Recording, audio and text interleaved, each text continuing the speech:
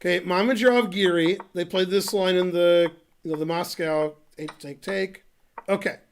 Now, in this position, White played something I've never seen before. It's something I would do in a 1-minute game. The Bad Nader subscribed.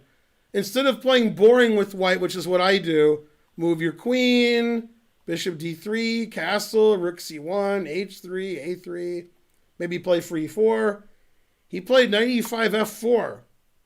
Okay, that's a super sharp. And then h4. Roar. All right. And then he's going to castle queenside. Okay, so this is what we want to see. A game that's unlikely to lead to a draw. And, is this good? Is this bad? I don't know. And Mamedyarov really tried to win this game. He went all in. Okay, Giri's trading, of course. G4. Okay, so obviously, Black can't do very much, but Black has the 2 bishops. And White's trying to open it up on the king side, but White's dark squares are very weak once the pawns go away.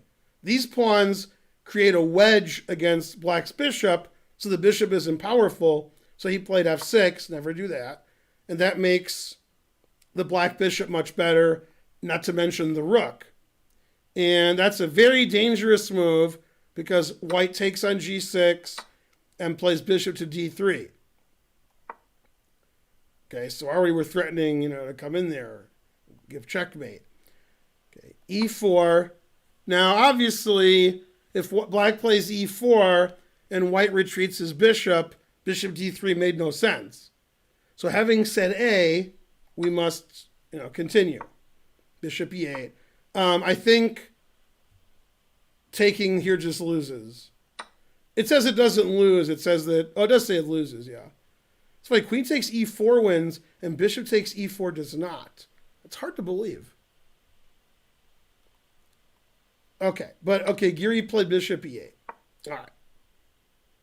And you have to play knight f6 check because your queen's trapped. Okay. So White sacrifices a piece, and he's like going all in. And the engine doesn't like it because the engine sees every legal move and finds the proper defense. Okay. So far, so good. Giri's playing all the right moves. Good. And I remember watching, I was like falling asleep during the round because I was tired today because I flew back. And he thought forever here, Mamedyarov.